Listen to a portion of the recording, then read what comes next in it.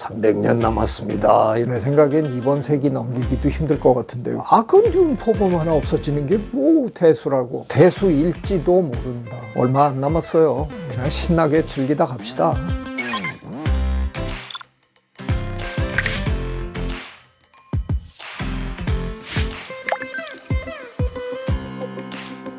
안녕하세요. 이화여대 에코과학부에서 학생들을 가르치고 있는 최재천 교수입니다. 생명다양성재단이라는 그룹을 이끌고 있습니다. 반갑습니다. 진딧물들이 장미꽃에 바글바글 모여있다? 그러면 이제 제 눈이 반짝거리기 시작하거든요. 얘네들은 왜 이렇게 많이 모여있어? 저는 사회행동을 연구하는 행동 생태학자예요. 뭐 다른 생태학자들은 식물 군락을 연구하시는 분들도 있고 기후변화에 따라서 식생이 어떻게 변화해 가느냐 이런 걸 연구하는 분들도 계시고 굉장히 다양해요. 생물다양성, 그러면 종다양성을 얘기하는 거죠. 얼마나 풍부한 종들이 이 생태계에서 살고 있느냐. 근데 종다양성만 중요한 게 아니고요. 종들이 아직 제법 많이 살아남았다 그래도 그 한 종 한 종이 유전적으로 굉장히 취약하면 조만간 그들도 사라질 가능성이 굉장히 높은 거거든요. 그러니까 유전적으로 굉장히 다양한 종들이 살아남아야 되는 거기 때문에 그래서 종다양성을 중앙에 두고 아래로는 우리가 유전자 다양성을 걱정하고 있고요. 종다양성이 사라지는 가장 큰 이유가 생물종들이 살아야 되는 서식처를 우리가 파괴하고 있는 게 큰일이거든요. 그래서 그 서식처 다양성을 우리가 또 검토해야 돼요. 그래서 보통 우리가 이 세 단계로 연구를 지금 하고 있습니다. 근데 셋 다 문제가 지금 심각합니다. 그래서 굉장히 빠른 속도로 지금 많은 생물들이 그냥 사라지고 있는 거죠. 지구의 기후는 끊임없이 변해 왔거든요. 엄청난 변화가 일어나면 그때 살고 있던 많은 종들이 한꺼번에 멸종당하고 그래서 아주 판도를 확 바꿔버리는 그런 어마어마한 일들이 지구 역사에 늘 있었어요. 가장 최근에 있었던 게 6,500만 년 전에 운석이 떨어진 사건으로 인한 기후변화로 인해서 공룡시대가 마감이 된 거거든요. 이런 일들이 지구의 역사에 늘 있어 왔는데 갑자기 이 호모사피엔스가 우리 인간이 화석 연료를 너무 방만하게 쓰다 보니까 이게 온실 기체들이 너무 많이 빠져나와가지고 마치 6,500만 년 전에 운석이 떨어져서 일어날 수 있을 법한 그런 어마어마한 지금 변화를 오로지 한 종, 호모사피엔스라는 딱 한 종이 지금 이 엄청난 변화를 일으키고 있는 거거든요. 결과가 어떻게 될까? 그건 지금 아무도 장담할 수 없는 거죠. 그게 참 아픈 현실인데요. 우리가 너무 늦게 이걸 알아차렸어요. 우리 모두가 완벽한 의미의 자연인으로 돌아간다 그래도 모든 문명의 이익을 포기한다 그래도 앞으로 몇십 년 동안은 그냥 관성으로 기후변화가 일어날 수밖에 없다는 겁니다. 지구의 평균 온도가 만일 2도 정도 상승한다 그러면 지금 우리가 보고 있는 생물 다양성의 거의 절반이 사라질지도 모른다 하는 게 일부 우리 생물학자들의 예측이거든요. 생물 다양성의 절반이 사라졌을 때 과연 호모사피엔스가 살아남을 수 있을까? 압도적으로 불가능하다가 나왔어요. 그러면 우리들의 예측에 의하면 호모사피엔스도 사라지는 걸로. 이 방안에 있는 대부분의 분들은 그때까지는 뭐 꼭 그렇지는 않아요. 요즘 조만간 150 산대니까. 네. 지금 벌어지고 있는 걸 그래서 이제 우리는 제6의 대절멸 사건이다라고 부르는데 지난번 벌어졌던 5번은 전부 천재지변하고 관련이 있거든요. 다 끝나고 나면 역대 최대 규모가 될 거라는 게 지금 많은 생물학자들의 걱정이에요. 그 옛날 그런 어마어마한 천재지변으로 인해서 벌어진 대절멸 사건보다 규모가 더 클 거다. 그 이유가 바로 너무 빨리 벌어지고 있다는 거죠. 여기에 적응할 시간적 여유가 없다는 게 굉장히 큰 문제예요. 거예요. 예를 들어서 사막에 사는 동물들, 토끼라든가 여우라든가 걔네들이 귀가 지금 점점 커지기 시작했어요. 문제는 야생동물들에게도 너무 시간이 없다는 게 문제죠. 운석이 떨어진 그 엄청난 사건이 있었어도 떨어진 날 공룡들이 다 죽은 게 아니거든요.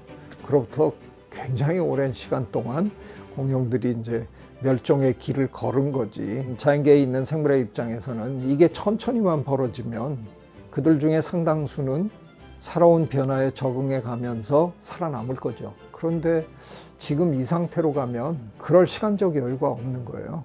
어쨌든 우리가 이거를 완벽하게 멈출 수 없더라도 속도를 많이 줄여놓는 게 굉장히 필요한 일이죠. 지금 이제 꿀벌이 사라지고 있는 것 때문에 사람들이 굉장히 걱정이 많잖아요.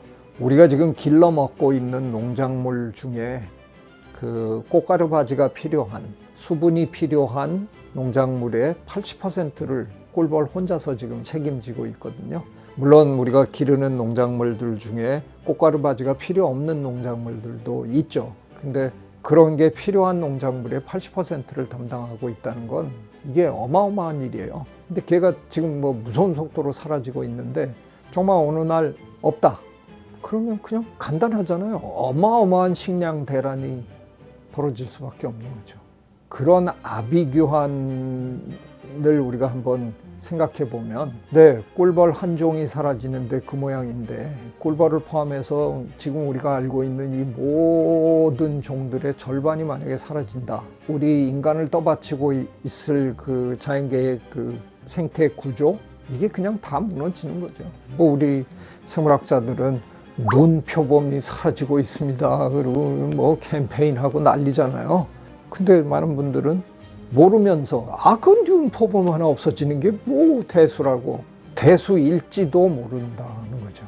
그러니까 생물 다양성이라는 건 그 종 혼자가 중요한 게 아니라 그 종이 다른 종들과 관계 맺음하고 있는 이 네트워크가 중요한 거거든요. 그 네트워크가 어떤 식으로 무너질지 이건 모르는 거예요. 뭐 이거 긴장 안 해도 되는 거죠? 되게 편하게 재밌게 해주셔도 네. 돼요. 산책하며 쓰레기 줍는 플로깅, 쓰레기 배출이 없는 제로 웨이스트 제품 사용. 네, 후자를 고르겠습니다. 지금 현재로 봐서는 전자를 전 인류가 한꺼번에 하지 않는다 그러면 후자로 인해서 막 생산되는 거를 따라잡을 길이 없네요. 하루 이틀만 지나면 그거에 몇백 배가 쏟아지는데 후자가 조금 더 근원적인 해결책에 가깝지 않을까? 플라스틱 사용 안 하기, 일주일 동안 종이 사용 안 하기. 이건 뭐 당연히 플라스틱 사용 안 하기를 전 택하겠습니다. 많은 분들이 종이에 대한 오해가 좀 있어요. 종이를 우리가 많이 사용하면 그것 때문에 산의 나무를 우리가 너무 많이 벤다. 그런데 실제로 사실은 제지 산업은 비교적 착한 산업이에요. 재활용도 굉장히 많이 하고 멀쩡한 나무를 막 베는 게 아니라 베어도 될 만한 나무들을 키워서 그걸 가지고 종이를 만들기도 하고. 근데 사람들이 종이를 너무 쓰레기 산업으로 자꾸 생각하는 거에 대해서 제지업계에 있는 분들이 되게 섭섭해합니다. 그야말로 한 반세기 만에 민둥산을 푸른 산으로 만들어낸, 전 세계에서 산림녹화에 관한 한 우리가 완벽하게 1위거든요. 세계 뭐 환경 관련 회의가 보면 거의 어김없이 그 칭찬을 들어요. 지금 대한민국의 산림 수준이면 종이를 쓰시면서 너무 죄책감을 느끼시지 않아도 될 정도로 우리가 충분히 관리해내면서 좋은 선례로 우리가 지켜나갈 수 있을 거예요. 평생 살아갈 곳을 고른다면 경험하지 못한 생물이 존재하는 원시시대. 생물도 AI로 경험하는 편리한 메타버스. 저야 당연히 1번, 첫 번이죠. 예상치도 못했던 어떤 생물이 나타나는, 저는 그런 데 가서 살고 싶습니다. 20종 더 살리기, 20년 젊어지기. 그건 두 번째 할래요. 국립생태원장 3년 하고 폭삭 늙었거든요. 생태원장 하기 전 시절의 사진하고 끝나고 사진하고 비교하면 완전히 아저씨였다가 할아버지가 됐어요.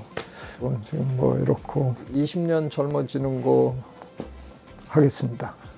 그래서 20년 동안 30종을 살려내겠습니다. 이거야말로 정답이네요.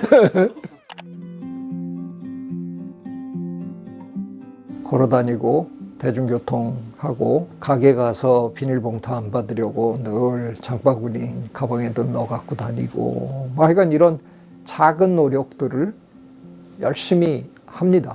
저도 하고 제 주변의 분들이 저를 보고 같이 하고 뭐 이러면 달라질 수 있지 않을까. 근데 어차피 늦었는데 그런 짓 뭐하러 할까?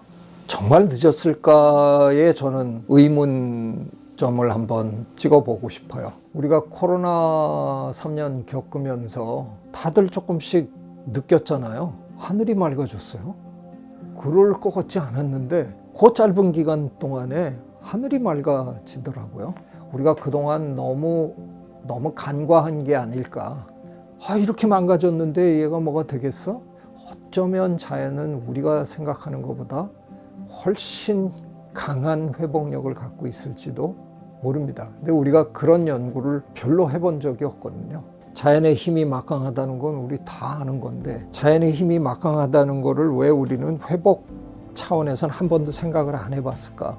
자연이 그렇게 막강하면 회복하는 것도 막강하게 잘할지도 모른다. 지금 많은 학자들이 이미 늦었다라고 얘기하는 거에 저는 도전해보고 싶습니다. 안 늦었을 수도 있다. 지구에 사는 다른 생명들과 이 지구를 공유해야 되겠다라는 그런 겸허한 마음으로 우리가 삶을 한번 다시 생각해 보면 충분히 되돌릴 수 있지 않을까. 그래서 지구를 되살려내는 일에 동참해 주시기를 바랍니다.